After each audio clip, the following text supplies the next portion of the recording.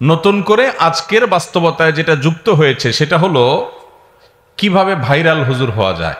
তালেব ইলমদের অনেকে আছেন, তাদের জীবনে একটা শখ, একটা স্বপ্ন যে তারা যদি একটু ভাইরাল হুজুর হইতে পারতেন, তাদেরকে যদি সবাই চিনতো, তারা যদি জনপ্রিয় হতে পারতেন, পপুলার হতে পারতেন, যেদিকে যাবে মানুষ ভেঙে চুরে পড়বে, ফেসবুক ইউটিউবে তাদেরকে খুললেই দেখা যাবে। এই কথাগুলো আপনাদের সামনে আমি যখন বলছি, আমি নিজেই মূলত সেই জায়গাটায় আছি। আমি নিজে থেকে সেই কথাটা আপনাদেরকে বলার উদ্দেশ্য হলো, এখানে আমার মুরব্বীরা, আমার ওস্তাজদের ওস্তাজতুল্লাহ মুরব্বীরা আছেন, তাদের উপস্থিতিতেই বলছি যে আমাদের মাদ্রাসার শিক্ষার্থীদের মধ্যে এই যে একটা শৌক, এই যে একটা আগ্রহ জেগেছে, এটাকে আমি কখনো পজিটিভলি দেখি না, আমি কখনো এটাকে ইতিবাচকভাবে দেখি না। আমার ছেলেও মাদ্রাসায় পড়ে, হেফজু শেষ করেছে, সর্বেকা পরীক্ষার্থী, আলহামদুলিল্লাহ সচেতনভাবে সজ্ঞানে আমার ছেলেকে, তারপরে যে ছেলেটা আছে, কয়েকটা ছেলে আছে আমার, তাদের কাউকে কখনো ক্যামেরার সামনে তারা যেন না আসে, মিডিয়ার সামনে যেন তারা না আসে, সোশ্যাল মিডিয়াতে যেন তাদের বিচরণ না হয়, এ ব্যাপারে আমি, আমার পরিবার, আমরা খুব সচেতন, খুব সতর্ক।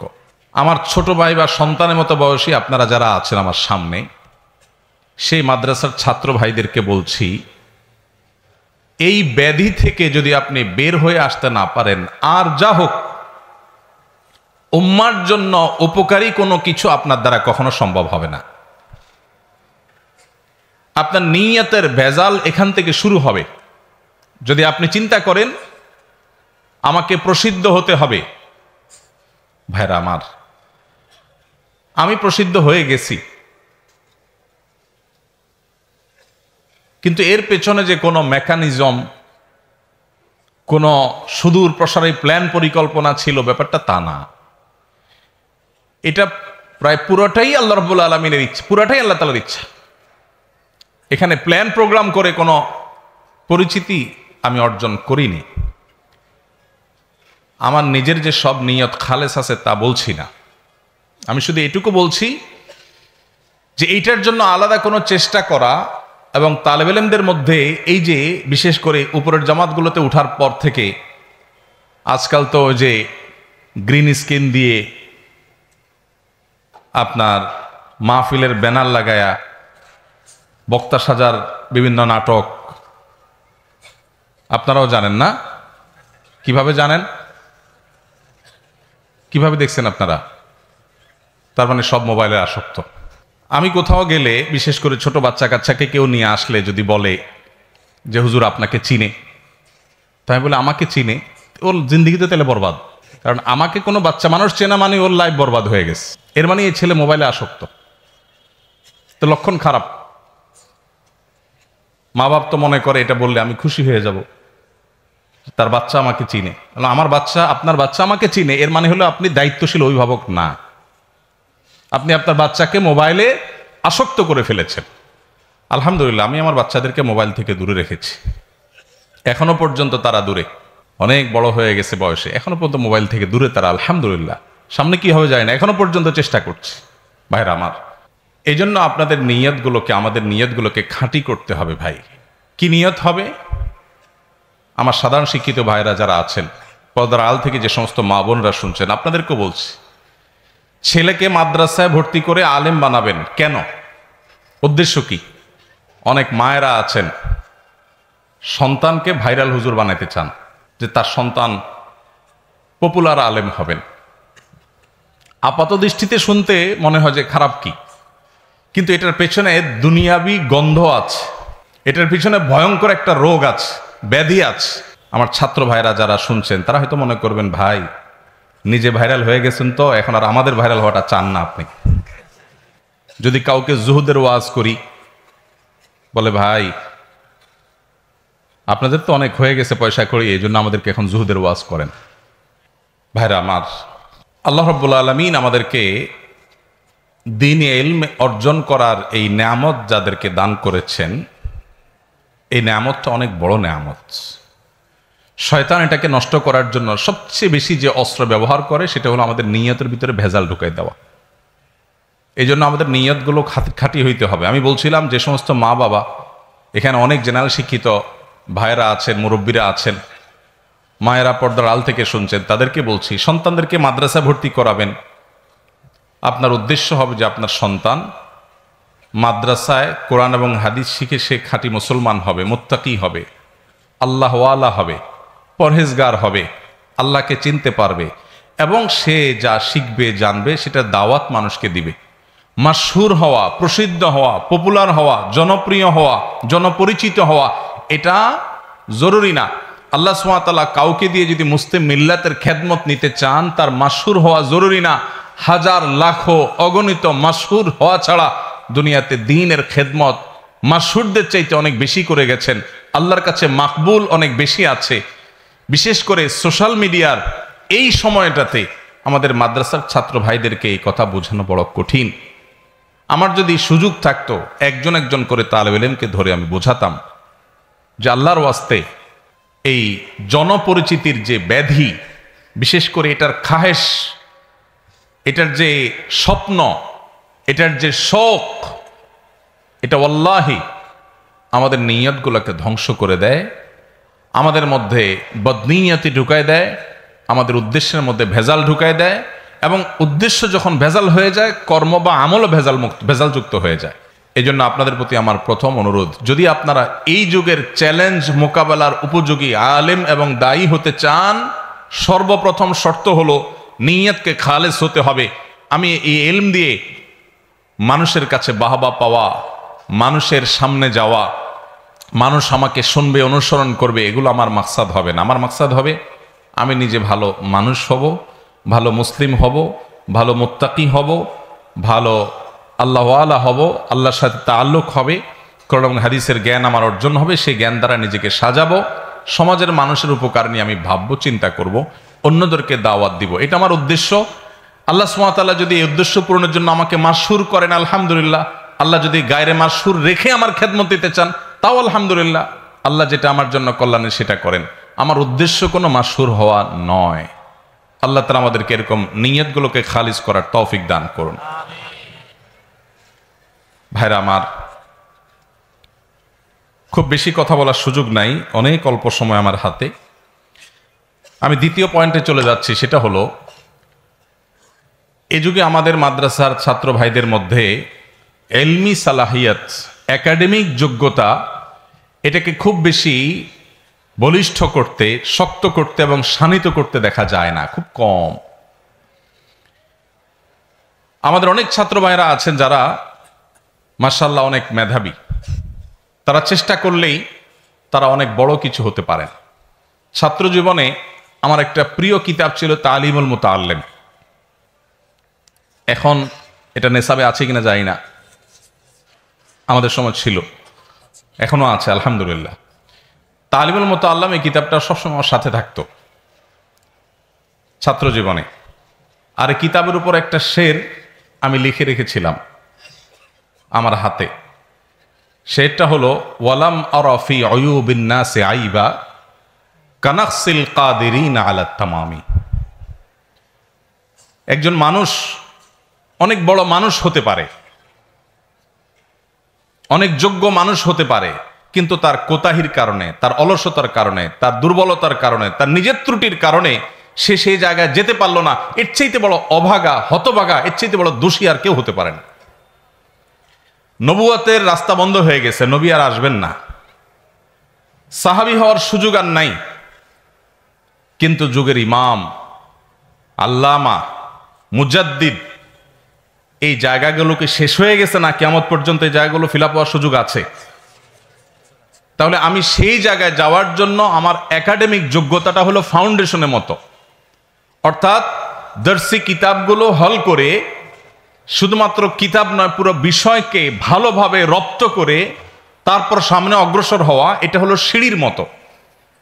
আপনি একটা সিঁড়িতে ভালো করে শক্ত করে যদি দাঁড়াতে পারেন, তাহলে আরেকটা সিঁড়িতে আপনি পা রাখতে পারবেন। আর যদি প্রথম সিঁড়িতে পাও রাখার পর আপনি দুর্বলভাবে দাঁড়ান, শক্তভাবে দাঁড়াইতে না পারেন, শরীরের ভারটাকে ভালো করে ওখানে আপনি প্রতিষ্ঠিত করতে না পারেন, তাহলে পরের সিঁড়িতে যেতে পারবেন না। এভাবে একটা একটা সিঁড়ি পার হয়ে মানুষ উপরে যেতে হয়।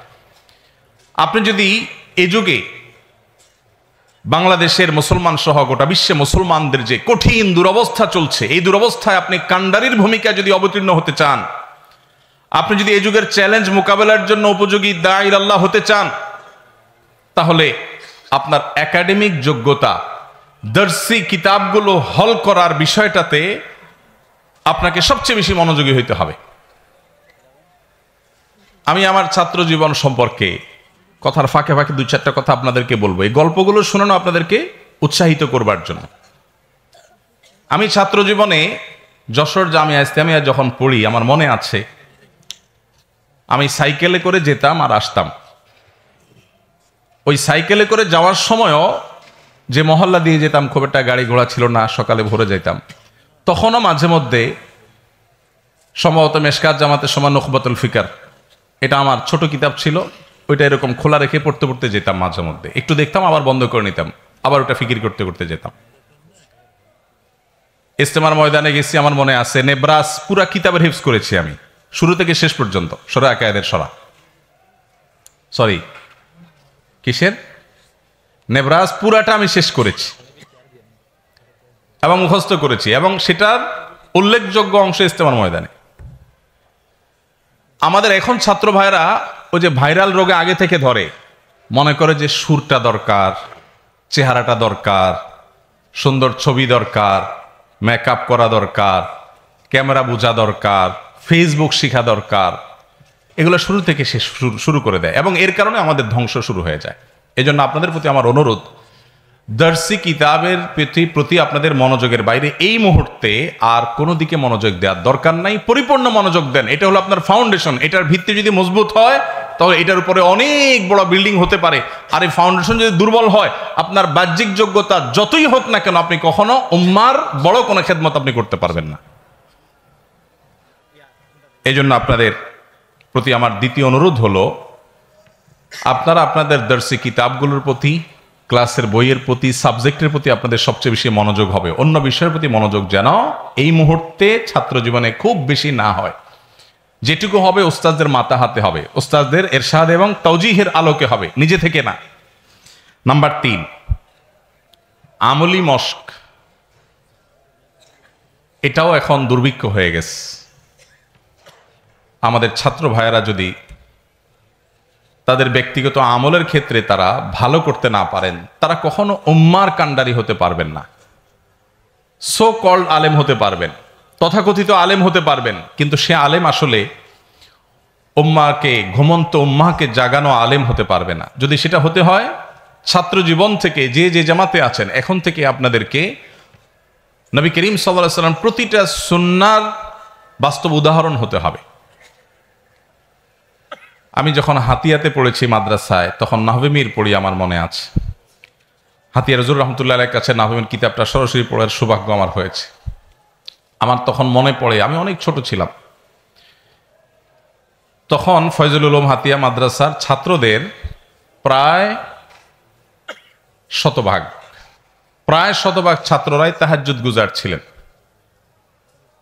তাহাজ্জুদ ছাড়া কোনো ছাত্র মাদ্রাসায়, এটা তসব্বুরও করা যেত না, এবং এটার জন্য কোনো ওস্তাজ কোনো দিন ডাকতেন না। আমি দেখি নাই কোনো ওস্তাজ তাহাজ্জুদের জন্য ছাত্রদেরকে ডাকছেন। কিন্তু তাহাজ্জুদের সময় প্রথম আমি যখন নতুন গেছি, দেখলাম যে সবাই উঠে যায়, আমি একা শুয়ে থাকি। এরপর আমারও আদত হয়ে গেল, দেখলাম যে শতভাগ ছাত্ররা তাহাজ্জুদে উঠে গেছে, এবং ভোর রাতে যে রোনাজারি, যে কান্নাকাটি শোনা যেত, সেটা এখন বোধ হয় মাদ্রাসাগুলোতে সোনার হরিণ হয়ে গেছে। ভাইরা আমার, আল্লাহ রাব্বুল আলামিনের সাথে তাআল্লুক যদি তালেব ইলমি জামানা থেকে না হয়, এটা পরে খুব বেশি একটা হয় না। আর মায়ের পেট থেকে যদি কোনো সন্তান হাত পা নিয়ে না আসে, এই সন্তানের পরবর্তীতে আর হাত পা হয় না। মাদ্রাসার চৌহদ্দি থেকে যদি আমলি তরবিয়ত না হয়, তাহলে পরবর্তীতে এগুলো আর হয়ে ওঠে না খুব বেশি, ইল্লা মা রাহিমা রব্বি। এই জন্য আপনাদের প্রতি আমার তৃতীয় অনুরোধ হলো, আমলি জিন্দেগি গড়বেন। এখানে যারা তালেব ইলমরা আছেন, আমি একটা সার্ভে করতে চাই, যদি আপনারা মন খারাপ না করেন, আসাতেজা একরাম যদি মনোকষ্ট না নেন। সেটা হলো, আজকে কি বার? শনিবার। এই যে বৃহস্পতিবার গেল মাত্র 2 দিন আগে, এই বৃহস্পতিবারে রোজা রাখা সুন্নত। এই রোজাগুলো কারা কারা রাখছেন ভাইরা, হাত তোলেন একটু। গত বৃহস্পতিবারে যারা যারা রোজা রাখছেন। আপনি কি মাদ্রাসায় পড়েন? হ্যাঁ, এই জন্যই আপনি রাখছেন। বলেন, মাদ্রাসা ভাইরা হাত তোলেন। বৃহস্পতিবারে, গত বৃহস্পতিবারে সুন্নত রোজা রাখছেন, মাসনুন রোজা রাখছেন। আছে? কই?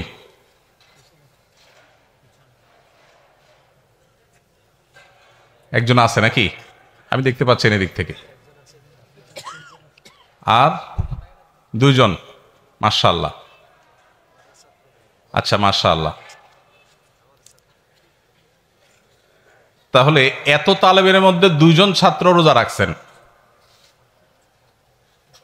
আমি আগেই মাপ চেয়ে নিয়েছি কিন্তু এই সার্ভে করার জন্য। এবার আপনারা বুঝেন যে আমরা কোন জায়গায় দাঁড়ায় আছি। আপনি বলবেন যে কেন নফল রোজা রাখা কি আমাদের জন্য জরুরি এই মুহূর্তে? নফল রোজা রাখা তো জরুরি না, জরুরি হলে তার নফল হতো না। কিন্তু এই আমল আমরা যদি না করি, কে করবে? কারা করবে?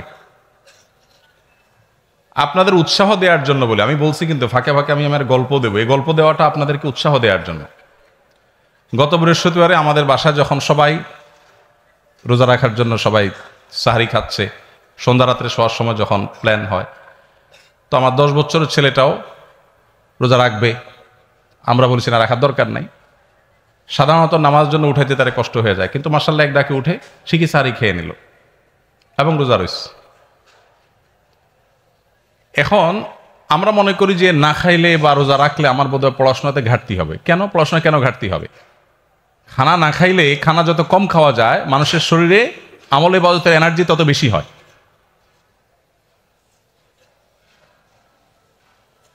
আমি এরকম যদি আরো অনেকগুলো আমল নিয়ে সার্ভে করি, আমার হাতে সময় নাই, তাহলে আমাদের প্রকৃত চিত্রটা ফুটে উঠবে।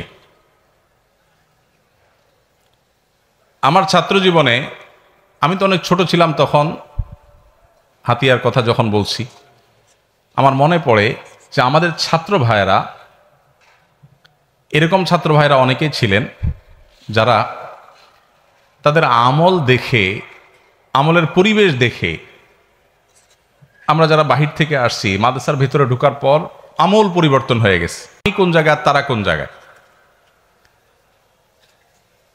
ভাইরা আমার,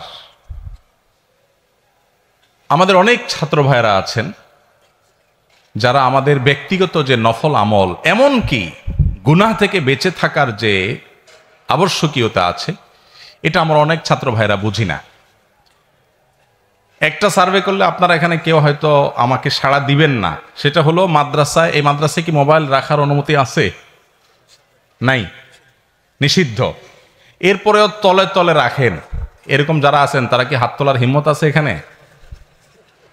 নাই। অতএব এই অসাধ্য সাধন করার দরকারও নাই আমার। থাক, এটা নিয়ে আমরা আলোচনায় না যাই। কিন্তু আপনি একটু বলেন তো, মাদ্রাসার নিজামে যখন কোনো কিছু নিষিদ্ধ হয়, সে নিষিদ্ধটা মানাটা আমাদের জন্য জরুরি নাকি জরুরি না? শরআন জরুরি কি জরুরি না? এই যে নিষিদ্ধটা আমরা অমান্য করি, আর যদি কারোর কাছে থাকেও, নিশ্চয়ই তিনি কোনো ধানাই পানাই করে, কোনো ছল ছাতুরি করে সেটাকে লুকাবার চেষ্টা করেন। এটা কি মুসলমান সুলভ কাজ? আমার কথা কি বুঝতে পারছেন? আপনারা কষ্ট পাচ্ছেন বেশি? আপনারা মনে করছেন যে আমি শুধু পাম্পট্টিমূলক কথা বলেই চলে যাব, অপারেশন করবো, এটা চিন্তা করেননি। ভাইরা আমার, একজন তালেবুল ইলম কি মিথ্যা কথা বলতে পারে? পারে না। মাদ্রাসার জিন্দিগি থেকে যদি আমাদের মধ্যে তাকওয়ার চর্চা না হয়, আমি আগেই বলছি, বাকি জিন্দিগিতে তাকওয়ার চর্চা এটা খুব কঠিন। এই জন্য আপনাদের এখন থেকে প্রতিজ্ঞা করতে হবে, কোরআনে যা পড়ছেন, হাদিস থেকে যা পাচ্ছেন, ওস্তাজদের থেকে যা শিখছেন, এটার আমল এখন থেকে শুরু হইতে হবে, আজকে থেকে শুরু হইতে হবে, শতভাগ শুরু হইতে হবে। কোনো প্রকার কোতাহি করা যাবে না। কোন ছাত্র ভাই কি করছে, কেউ করছে না, সেটা আপনার দেখার দরকার না, আপনি একা করবেন। মনে রাখবেন, যুগ পরিবর্তনের জন্য হাজার হাজার মানুষের প্রয়োজন হয় না, অল্প সংখ্যক মানুষের প্রয়োজন হয়। আপনি ফরিদুকা ফিহাদ আল আসর ফিহাদিল মাদ্রাসা হন, যে আপনি একা, অনন্য, অন্য কেউ হয়তো করে না। এখানে জুতা রাখার কি তরতিব আছে জানি না আমি, বা মসজিদে যাওয়ার সময় জুতা, বাইরে কিছু জুতা তো থাকে, তো বাইর হয়ে এসে যেটা রেডি পান ওইটা পায়ে নিয়ে দৌড় দেওয়ার রোগ আছে না অনেক তালেব ইলমের মধ্যে। একজন বলছে বহুত বহুত, তার মানে অনেক রোগ আছে। আচ্ছা, এটা কি শরআন জায়েজ কাজ না জায়েজ কাজ?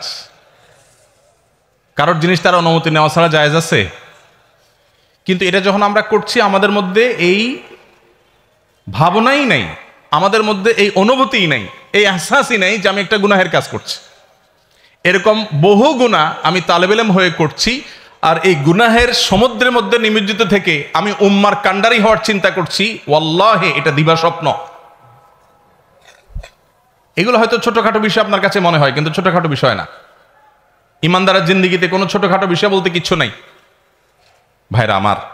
সেজন্য তৃতীয় যে অনুরোধটা আপনাদের প্রতি আমার থাকবে সেটা হলো, কোরআন এবং হাদিসের বাস্তব উদাহরণ হয়ে যান, কোরআন এবং হাদিসের একেবারে মূর্ত প্রতীক হয়ে যান, বাস্তব নমুনা হয়ে যান। যা জানবেন সেটা এখন থেকে আমল শুরু করে দিবেন, যেটা যখন শিখছেন শুনছেন সেটাতে তখন থেকে আমল শুরু করে দিবেন। আল্লাহ তাআলা আমাদেরকে আমলের তৌফিক দান করুন। আমার হাতে সময় থাকলে এই পয়েন্টে আরো অনেক কথা বলা দরকার ছিল, কিন্তু সময় নাই আমার হাতে, আর কয়েক মিনিট সময় আছে। শুধু এটুকু বলবো যে ভাইয়ের আমার, আমলের বড় দুর্ভিক্ষ চলছে, বড় দুর্ভিক্ষ চলছে। শেষ কবে আল্লাহর কাছে রোনাজারি করে কেঁদেছেন? আমি যদি এখন জিজ্ঞেস করি হয়তো অল্প সংখ্যক ভাইদের হাত উঠবে, কিন্তু এটা দুর্ভাগ্যজনক। আপনি তো হাকিউল উম্মাত আশরাফ আলী থানভী রহমতুল্লাহ আলাইহি, আবুল হাসান আলী আন-নাদবী রাহিমাহুল্লাহ তাআলা, আপনি তো ইবনে তাইমিয়া রাহিমাহুল্লাহ, আপনি যুগসৃষ্ট ইমামদের মতো মুসলিম উম্মার উদ্ধারকারী ত্রাণকর্তা হিসেবে নিজেকে আবির্ভূত করতে চান, দাঁড় করাতে চান। তাহলে আপনার আল্লাহর সাথে কানেকশনটা, তাআল্লুকটা, সম্পর্কটা কত গভীর হতে হবে এটা আপনি চিন্তাও করতে পারছেন। আপনার অবসরের সময়গুলো মোবাইল ফোনে, সোশ্যাল মিডিয়াতে বিচরণ করার কথা আপনার তাসাউ্বুরেও আসা উচিত না। আপনার অবসরের সময়গুলো আল্লাহর সাথে আপনার কথা বলে দোয়া ও নাজারের মধ্যে কাটানো উচিত। আমাদের মাদ্রাসার ছাত্র ভাইদের অনেকেই আছে যে গত 2-4-6 মাসেও চোখের পানি ফেলে 5 মিনিটের জন্য আল্লাহর কাছে আহাজারি করার তৌফিক হয় নাই। এই কপাল পোড়া কখনো ভালো আলিম হবে, দাঈল আল্লাহ হবে, উম্মার ত্রাণকর্তা হবে, উম্মার উদ্ধারকারী হবে, উম্মার রাহবার হবে, এটা কখনো তাসাউ্বুরও করা যায় না, ইল্লা মা রাহিমা রাব্বি। এজন্য ভাইরা,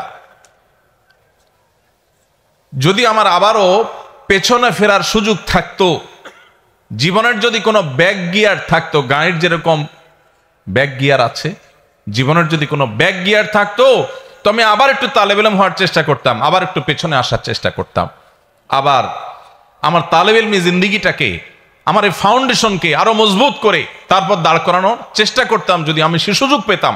আপনাদের হাতে এখনো এই সুযোগ আছে, এটা এখনো শেষ হয়ে যায় নাই। আল্লাহর ওয়াস্তে এটাকে হেলায় হারাবেন না। সব কিছু বাদ দিয়ে আপনার দর্শি কিতাব পড়াশোনার প্রতি মনোযোগী হন, আর জগৎ থেকে এই মুহূর্তে অন্ধ থাকেন। আপনার কোনো সোশ্যাল মিডিয়ার বিচরণ আপনার জন্য জায়েজ নাই। আপনার জীবনকে ধ্বংসের জন্য ফেসবুক, ইউটিউব এবং এই স্মার্টফোনের যে বিচরণ এর মধ্যে, এটা আপনার জীবনকে ধ্বংসের জন্য যথেষ্ট হয়ে যাবে। আপনি তো মাদ্রাসার ছাত্র, স্কুল কলেজের ছাত্র, জীবনের জন্য ধ্বংসের জন্য যথেষ্ট, আর সেখানে আপনি মাদ্রাসার ছাত্র।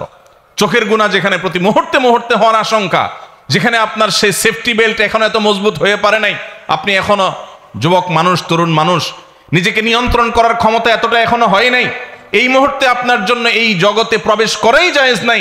এটা আপনার জীবনকে ধ্বংস করার নামান্তর। কিন্তু আমি জানি এই কথা আমাদের অনেকেরই অন্তর গলবে না। আমাদের কাছে মনে হবে এই বেটা নিজে ফেসবুক হুজুর আমাদেরকে ষড়যন্ত্র করে এখান থেকে দূরে রাখতে চায়। এটা হয়তো আপনারা মনে করবেন। আপনারা অনেকে শুনলে অবাক হবেন, আমার ফোনে ফেসবুক বা ইউটিউবের অ্যাপ এটা নাই, এটা থাকে না। পিসিতে, কম্পিউটারে যতক্ষণ সুযোগ হয় ততক্ষণ। আমাদের মাদ্রাসার ছাত্রদের যদি বদহালি হয়, তাহলে এই উম্মার আশার আর কোনো জায়গা থাকবে না, শেষ। আপনারাই তো নবী করিম সাল্লাল্লাহু আলাইহি সাল্লামের ওয়ারিস হবেন। নবী করিম সাল্লাল্লাহু আলাইহি সাল্লামের রেখে যাওয়া কাজের তার পতাকার ধারক আপনারা হবেন। তাহলে তার পতাকার ধারক হওয়ার উপযোগিতা যদি তৈরি করতে হয়, তো এখন থেকে আপনার আল্লাহর সাথে তাল্লুক মজবুত হইতে হবে।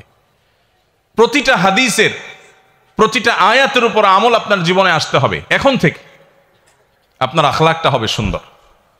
আমি আইআইইউসিতে একটা প্রোগ্রামে এসেছিলাম গত কয়েক মাস আগে, বোধহয় 2 মাস আগে সম্ভবত। অনেক প্রশ্ন লিখে দেয় ছাত্ররা, এর মধ্যে একটা প্রশ্ন লেখা ছিল, আপনারা কষ্ট পাবেন না, আমি নিজে মাদ্রাসার ছাত্র, আমি জীবনে স্কুলের চোহর দিতে যাই নাই, একেবারে ছোটবেলায় শুরুতে 1-2 ক্লাস হতে প্রাইমারি স্কুলে গেছি। লিখে দিয়েছে প্রশ্ন যে ভাই, আমাদের ইউনিভার্সিটিতে মাদ্রাসা ব্যাকগ্রাউন্ডের ছাত্র যারা, মাদ্রাসা বলতে আলিয়া মাদ্রাসা হতে পারে, আলিয়া মাদ্রাসা থেকেই বেশিরভাগ যায়, কওমি থেকেও যায়, আর সবই তো আমাদের মাদ্রাসা, অতএব আমি পার্থক্য করছি না, মাদ্রাসার ছাত্র আলাল উমুম। তো লিখেছে যে মাদ্রাসা থেকে যারা আসে এই ছাত্র ভাইদের অনেকে দেখা যায় তাদের আচরণ খুব রূঢ়, খুব শক্ত আচরণ করে, রাব ব্যবহার করে। এটা তার চোখে পড়েছে। ওই যে সাদা কাপড়ে ময়লা একটু বেশি নজরে পড়ে, অন্য কাপড়ও ময়লা আছে কিন্তু এটা চোখে বেশি পড়ছে তাদের। এই প্রশ্ন পেয়ে আমি খুব লজ্জিত হয়ে গেছি, কারণ আমি নিজে মাদ্রাসার ছাত্র। আমাদের আখলাকগুলো বড় সুন্দর হতে হবে, আমাদের আমলগুলো বড় সুন্দর হতে হবে, আল্লাহর সাথে সম্পর্ক অনেক গভীর হতে হবে। আপনি যদি এই যুগের মুসলিম মিল্লাতের যে করুণ যে দুরবস্থা চলছে, ইমানের রূহ যায় যে অবস্থা আছে, এই যুগে আমাদের কিছু কান্ডারির প্রয়োজন, কিছু দরদওয়ালা আলেম দায়ীর প্রয়োজন। ওয়াল্লাহি সেই জায়গাগুলো পূরণ করতে হলে এখন থেকে আপনাকে আল্লাহওয়ালা হতে হবে, আপনাকে শপথ করতে হবে, আপনি কোন পথে যাবেন সিদ্ধান্ত নিতে হবে। আপনি যদি মানুষ হতে চান, ভালো আলেম হতে চান, আপনাকে এখন থেকে সিদ্ধান্ত নিতে হবে যে আমি কোনো অবস্থাতেই আমার এই ট্র্যাকের বাইরে আমি এই মুহূর্তে যাব না। ছাত্র জীবনে আমি আমার পড়াশোনা, আমার আমল, আমার আখলাককে তারাক্কি করব, ওস্তাদের মাতাহাতে থেকে আমি নিজেকে ভালো করার চেষ্টা করব। আমলের ক্ষেত্রে কোনো প্রকার ত্রুটি নিয়ে আমি সামনে অগ্রসর হব না। আল্লাহ আমাদের সবাইকে তৌফিক দান করুন। অনেক দীর্ঘ আলোচনা, শুধু এই পয়েন্টেই 1 ঘন্টা আলোচনা করা দরকার ছিল, কিন্তু আমি আরো কিছু পয়েন্ট বলবো, এই জন্য সংক্ষেপে বলে যাই। একটা পর্যায়ে যখন আপনাদের পড়াশোনা শেষ হবে ইনশাআল্লাহ, ওস্তাদের মাতাহাতে থেকে জাগতিক কিছু জ্ঞান আপনাদের অর্জন করতে হবে, বেসিক জ্ঞান অর্জন করতে হবে। এই বেসিক জাগতিক জ্ঞানগুলো যদি অর্জিত না হয়, তাহলে যুগের চ্যালেঞ্জ মোকাবেলার উপযোগী দায়ী আপনি হতে পারবেন না। এই শূন্যতাটা পূরণের জন্য আপনার একাডেমিক পড়াশোনার শেষে অথবা ওস্তাদের মাতাহাতে থেকে ফাঁকে যখন যেভাবে সুবিধা হয়, তখন আপনাকে সেগুলো অর্জন করতে হবে। ইংরেজি হলো আজকের পৃথিবীকে জানার জানালা। অতএব একটা পর্যায়ে গিয়ে, আগে থেকে না, ওই যে একাডেমিক পড়াশোনা ধ্বংস করে না, একটা পর্যায়ে গিয়ে আপনাকে ইংরেজি শিখতে হবে। যতটুকু শিখলে আপনি জগৎকে জানতে পারেন, আর জগৎকে যদি আপনি না জানেন, তাহলে জগতের চ্যালেঞ্জ মোকাবেলার উপযোগী দায়ী হওয়ার কথা চিন্তাই করা যায় না। এর পাশাপাশি অত্যন্ত গুরুত্বপূর্ণ বিষয় হলো সোহবত এবং তরবিয়ত, যেটা হারিয়ে গেছে। ভালো মানুষের সংস্রব এবং সান্নিধ্য, নেককার মানুষদের সোহবত। শয়তান আমাদেরকে নিরাশ করে দেয়, কার সোহবতে যাব? মানুষ আছে কেউ? মনে হয় যে সব নাখান্দা নালায়েক, এরকম একটা ভাব আমাদের মধ্যে আসে। এটা শয়তানের অনেক বড় একটা শয়তানি। যা আছে এর মধ্যে আমার কাছে যাকে মুত্তাকি, বেশি পরহেজগার মনে হবে, আমি তার সোহবত নিব, আমি তার সান্নিধ্য অর্জন করব, আমি তার সান্নিধ্যের সৌরভের মধ্যে থাকার চেষ্টা করব।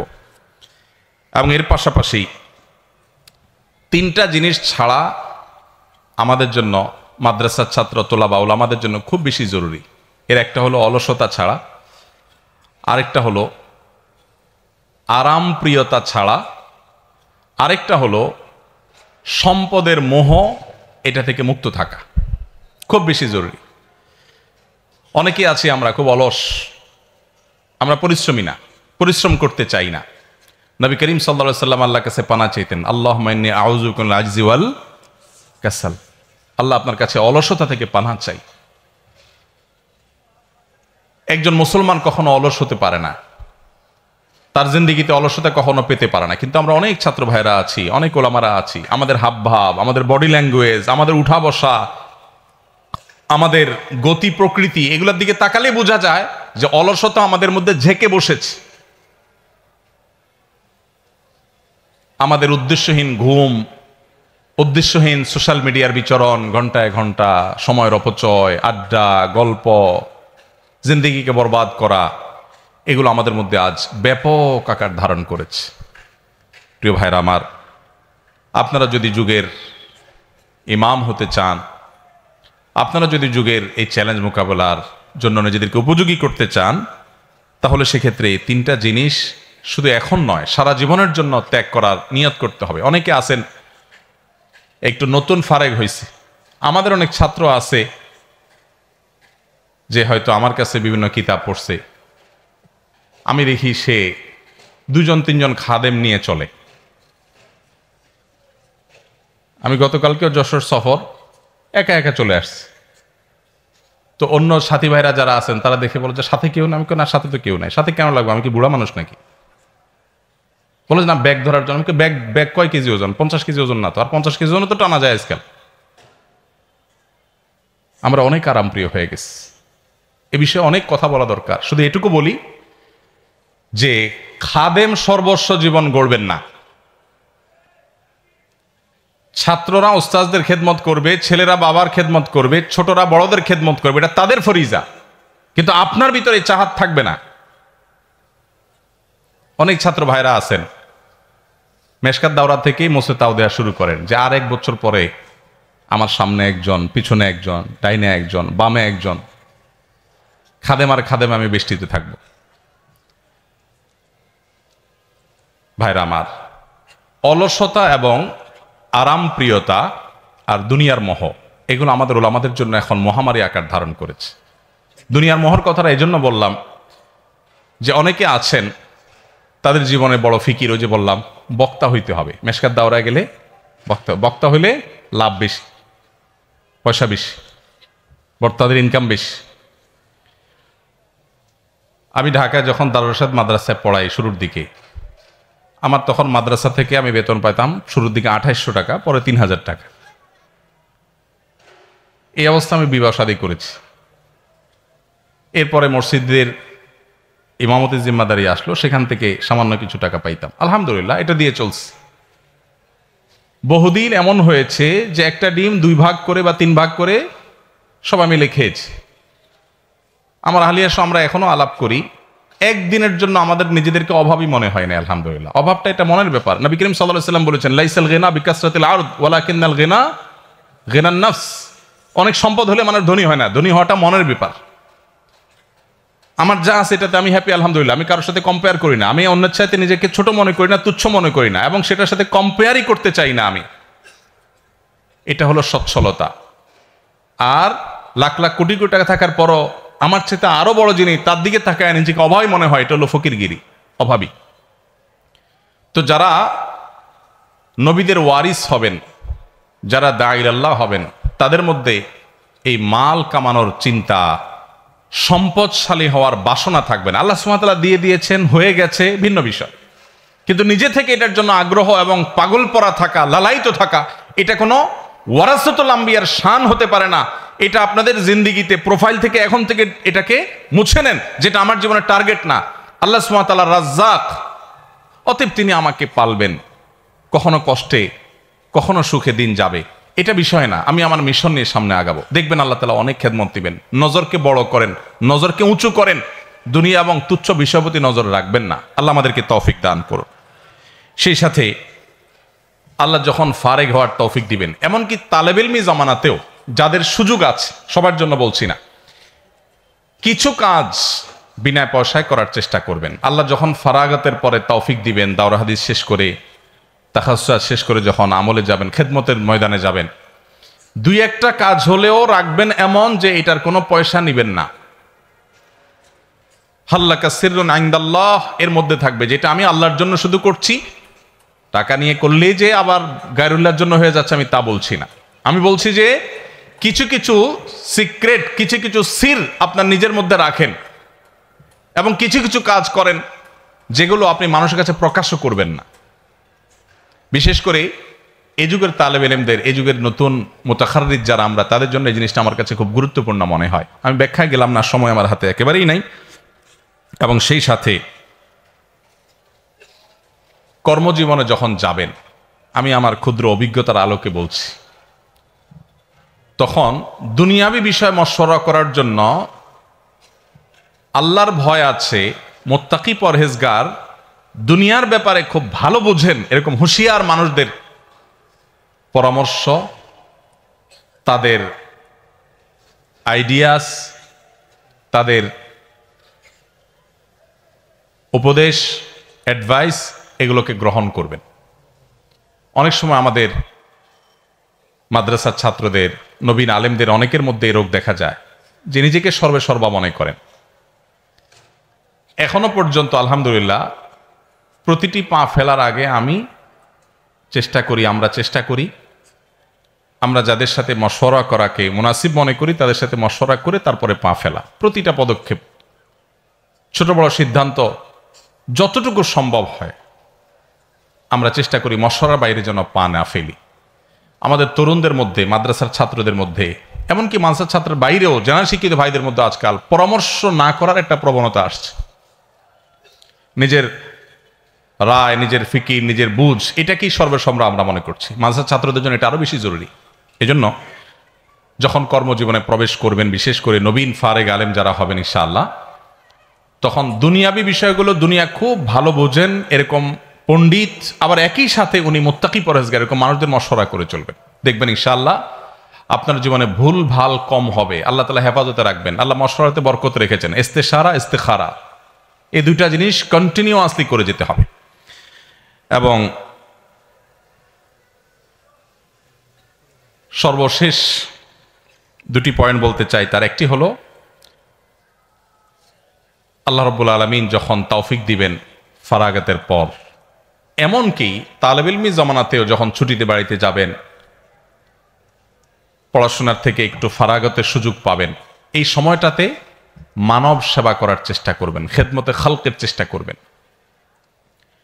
আমরা যদি উম্মতের নেতৃত্বের আসনে আসতে চাই, তাহলে উম্মার জন্য সব দিক থেকে নিজেদেরকে মুফিদ প্রমাণ করতে হবে, উপকারী প্রমাণ করতে হবে। মানব সেবা বা খেদমতে খালকের জন্য পয়সার প্রয়োজন নাই। আমরা মনে করি যে টাকা পয়সা পাবো কই, সেবার জন্য তো টাকা দরকার। সেবার জন্য টাকার দরকার নেই, সেবার জন্য মানসিকতা দরকার, ফিকির দরকার। আপনার মসজিদের আশেপাশে যে রাস্তাঘাটে ময়লাগুলো পড়ে আছে, দু চারজন লোক সাথে নিয়ে সেগুলো পরিষ্কার করা, পরিচ্ছন্ন করা শুরু করে দেন। এই যে একটা অভিযান শুরু করবেন, এইটা হবে আপনার মানব সেবা। আমাদের নবী করিম সাল্লাল্লাহু আলাইহি সাল্লাম তিনি তার শৈশব থেকেই মানুষের সেবা করা, মানুষের খেদমত করার কাজে নিয়োজিত থাকতেন।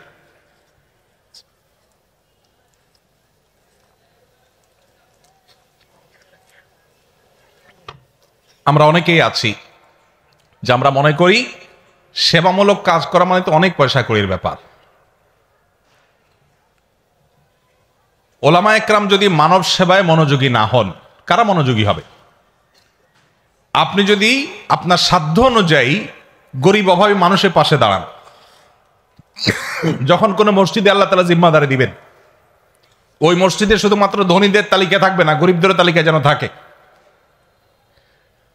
ধনীরা কে কয় বস্তা সিমেন্ট দিবে, কে কত টাকা দিবে মসজিদের জন্য, শুধু সেই তালিকা যেন না থাকে, গরিবদের জন্য তালিকা থাকে। এবং গরিবদের অভাব মোচনের জন্য আপনার নানাবিধ উদ্যোগ থাকা দরকার, নানাবিধ কাজ থাকা দরকার। এই পয়েন্টে আমি আবারও যদি কখনো সুযোগ পাই ইনশাল্লাহ কথা বলবো, আজকে আর কথা বাড়াচ্ছি না। শুধু এটুকু বললাম যে আমাদেরকে উম্মতের সেবামূলক কাজের নেতৃত্ব আমাদের হাতে নিতে হবে। আজকে আসুন্নাহ ফাউন্ডেশন দেখেন আপনারা বা শুনেন, আল্লাহ রাব্বুল আলামিন আমাকে যখন বুঝজ্ঞান দিয়েছেন তখন থেকে আমি চেষ্টা করতাম কিভাবে মানুষ উপকার করা যায়, কিভাবে একটা ভালো কাজ করা যায়, কিভাবে এটা খাদমত খালক করা যায়। এর আগে আমি বিভিন্ন জায়গায় বলেছি, 2006 বা 2007 সময় যখন সিডর হয়েছিল, সিডরে খুলনার একটা বিশাল অংশ জুড়ে যখন অনেক ক্ষয়ক্ষতি হয়েছে মানুষের ঘর বাড়ি ইত্যাদি, তখন আমি মণিপুরে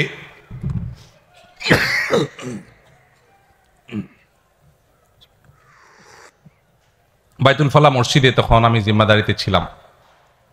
এখন মাওলানা ওমর কুব্বাদি সাহেব সেখানে আছেন, ওনাকে আমি রেখে গেছিলাম। তো ওখান থেকে মুসল্লিদেরকে উদ্বুদ্ধ করে তখনকার সময় 1,16,000 টাকা সম্ভবত কালেকশন করে পুরাতন কাপড় চোপড় নিয়ে মসজিদ কমিটির লোকদেরকে আবার সাথে নিয়ে, কারণ টাকা পয়সা হুজুর মানুষ একা একা নেব, ওনাদেরকে সাথে নিয়ে তারপর সে এলাকায় আমরা গিয়েছি। বিভিন্ন মসজিদ নির্মাণ, বিভিন্ন কাজ পরবর্তীতে এর ধারাবাহিকতা আমরা করেছি, আর ওই টাকাগুলো নগদ মানুষকে বিতরণ করে আসছি। তখন কিন্তু আমার এতটা সামর্থ্য ছিল না। তো এই জন্য আমি শুধুমাত্র আপনাদেরকে বলবো, জীবনে নিয়ত করে নেন, আল্লাহ যখনই তৌফিক দিবে মানুষের সেবা করার খেদমতে খালক করবেন ইনশাআল্লাহ। চেষ্টা করবেন না ইনশাআল্লাহ? আহাব্বুন নাসি ইলাল্লাহি আনফাহুম লিন-নাস, আল্লাহর কাছে সবচেয়ে প্রিয় মানুষ যে মানুষের জন্য সবচেয়ে বেশি উপকারী আসে। আর সবচেয়ে বেশি উপকারী হওয়ার জন্য আপনার পয়সা কড়ির প্রয়োজন নাই। আল্লাহ যতটুকু সামর্থ্য দিয়েছেন ততটুকু দিয়ে শারীরিক পরিশ্রম দিয়ে শুরু করবেন। নবী করিম সাল্লাল্লাহু আলাইহি সাল্লামকে গারে হেরা থেকে আসার পর যখন তিনি ভড়কে গেলেন জিবরিল আলাইহিস সালামের চাপে, আম্মাজান খাদিজা রাদিয়াল্লাহু তাআলা তাকে সান্ত্বনা দিয়ে কি বলেছিলেন? কাল্লা লা ইউযিকাল্লাহু আবাদা, আল্লাহ কখনো আপনাকে বেইজ্জত করবেন না, কারণ আপনি মানুষ উপকার করেন। যে কয়টা পয়েন্ট বলেছেন সবগুলোর খোলাসা কি? মানব সেবা করেন। তাহলে নবী সাল্লাল্লাহু আলাইহি সাল্লাম তিনি ক্বাবলাল বা'সা, বোঝা গেল নবুয়তের দায়িত্ব বুঝে পাওয়ার আগে তার পুরো সময়টা, সেই শৈশব থেকে কৈশোর থেকেই কিন্তু তিনি মানব সেবা করতেন, মানুষের খেদমত করতেন। আজ আমাদের উলামা একরামদের এই কাজে আরো বেশি বিচরণ বাড়াতে হবে, এটা অনেক কম আমাদের এখনো। সবাইকে এক একটা সুন্নাহ ফাউন্ডেশনের মতো প্রতিষ্ঠানের চেয়ে বড় প্রতিষ্ঠান গড়ে তুলতে হবে। এদেশের মানুষের উপকারে কল্যাণে নিজেদেরকে প্রতিষ্ঠিত করতে হবে। আল্লাহ আমাদেরকে তৌফিক দান করুন। শেষ পয়েন্ট হলো, উম্মার ঐক্য প্রয়াসী হতে হবে। আমরা বহু ভাগে বিভক্ত। এদেশের গুটি কতক নাস্তিক, সামান্য কিছু ইসলাম এবং মুসলমান বিদ্বেষীরা আমাদেরকে ক্রীড়ানকের মতো আমাদেরকে নিয়ে খেলা করে।